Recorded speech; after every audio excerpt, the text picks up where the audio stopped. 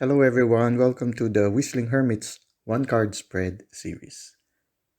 Note that this video is divided into three parts. A short introduction, which we are doing right now. Part 1, which is a descriptive study of the card for the day. And Part 2, which is a reading from the Handbook of the Tarot of A.E. Waite from AGM Urania. If you want to navigate directly to any of the three parts mentioned, just click on their respective links at the timestamp provided in the description of this video. This video series is primarily intended for learning how to read the tarot. However, you can also use this as a card reading for the day.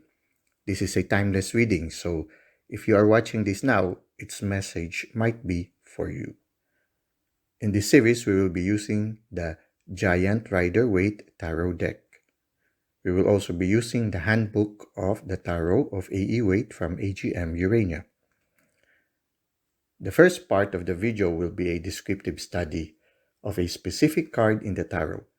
We will describe what we see and the insights and feelings we gather from what we see. Now, the first part is characterized by spontaneity. We allow the cards to speak to us regardless of the generally accepted meaning of the card.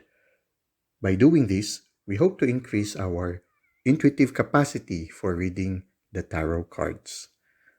In the second part, we will be reading the description of the card taken from the booklet of the Tarot of A.E. Waite by AGM Urania. If you intend to use this as a timeless reading, you can randomly choose any card in the series that resonates with you. An alternative approach is to shuffle a Rider Waite Tarot deck and pick a card randomly. You can then choose the card in the video series that corresponds to the card you picked. Note that this series is a work in progress and it might take some time for the 78 cards to be completely read.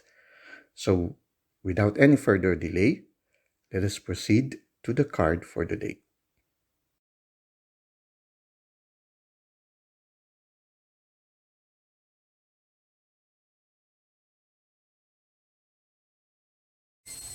Okay, welcome to part 1 of our one card spread series, and our card for today is the Ten of Pentacles. Okay, now when you look at it, in the foreground we have an old man with a very colorful garb that has a lot of grapes, clusters of grapes designs on his clothing, and some flowers in it. When you look at it, it's a sign of prosperity. These are the results of an effort, So there's also sort of like a coat of arms, So it seems like this one is a sort of like a patriarch, maybe a person of high position, because there's a coat of arms here, another one here, coat of arms, So it seems like to be a person who has a lot of honor, not only one but another one there, and he is sitting down and looking at this family, and these dogs are very loyal to him. They go to him, so, and his hand is on one of the dogs, petting one of the dogs. So it seems like this one is the patriarch of the family, and there seems to be a village there. There's this ark. See, there's also a coat of arms. There are several coat of arms here, so it seems like this one is a very successful person with a lot of awards, a lot of achievements, and a lot of honor in him. And he seems to have accomplished it. He's already has white hair, long beard, so he seems to have many years of good accomplishment. And he has these dogs and everything, and a family. The wife seems to be smiling in a certain sense, and she's looking at the husband. The husband is looking somewhere, and their clothes seems to be that of a family. There's a child also who is touching the tail of the dog.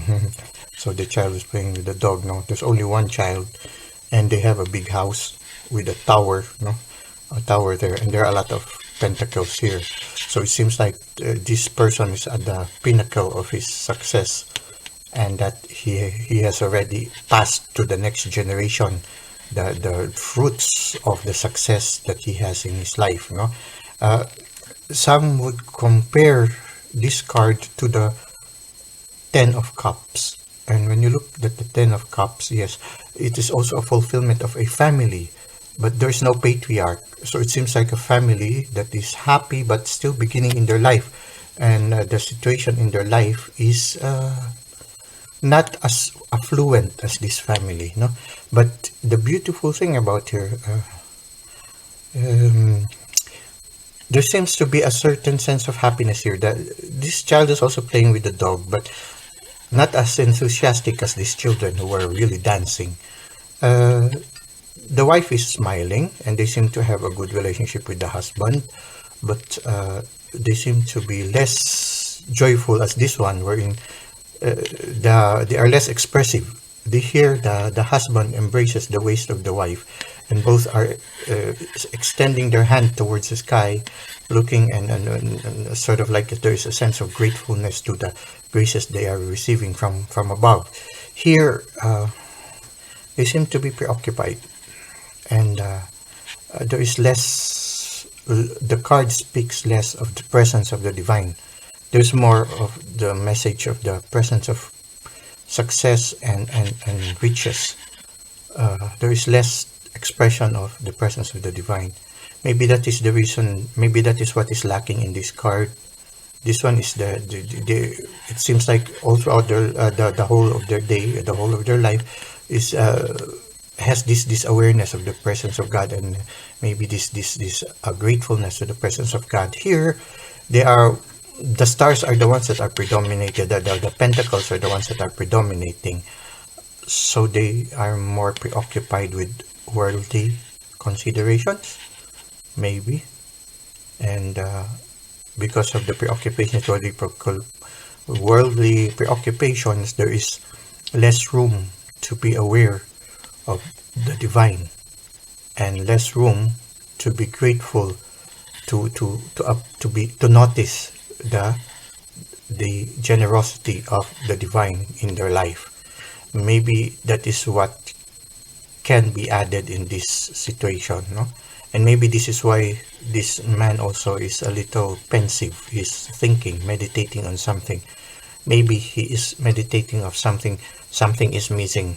After all this success, after all these wonderful things that he's passing to the next generation, maybe he's looking at them and maybe he's thinking, maybe something is missing. How come after all this success and all these riches, we're not as happy as we would expect ourselves to be? Maybe it's because there is a need to be less preoccupied with worldly affairs and give more space to the presence of the divine, give more space to so that we can be more aware that how the divine is working in our lives, and there will be more space for being thankful on the gifts that the divine is giving us. So maybe that is here. The part that is missing maybe is the presence of the divine in their life. So for those who are reading this card, maybe this is a moment for reflection for us to try to see, yes, amidst our success, amidst our material richness, amidst all the honors that we have received, there is a moment for us, or an invitation for us, to pause for a while and try to see, are we truly happy? Are we truly aware of the presence of the divine in our life? Are we truly aware of the divine working in our life, the divine giving us gifts? Are we grateful of the gifts that we are receiving? Where this honor, these riches, this success that we have received, are we giving attention that this came from the divine, or are we thinking that it just came from all our personal efforts? Maybe there is an invitation for us here to be more aware of the presence of the divine. And when you relate it to the Wheel of Fortune, which is the 10 in the Major Arcana, there are creatures and an angel with wings all throughout the Wheel of Fortune. So there is an awareness of the divine in all things, and there is an awareness of reflection. There's constantly learning something, especially maybe learning of the movement or the presence of the divine in all things that are happening in our life. So maybe this is a reminder for us to have this kind of awareness of the divine in our life, especially in those moments when we are already given the graces of a lot of success, a lot of achievements, and a lot of riches. Well, that's it for now. Let us go to part 2 of the Ten of Pentacles.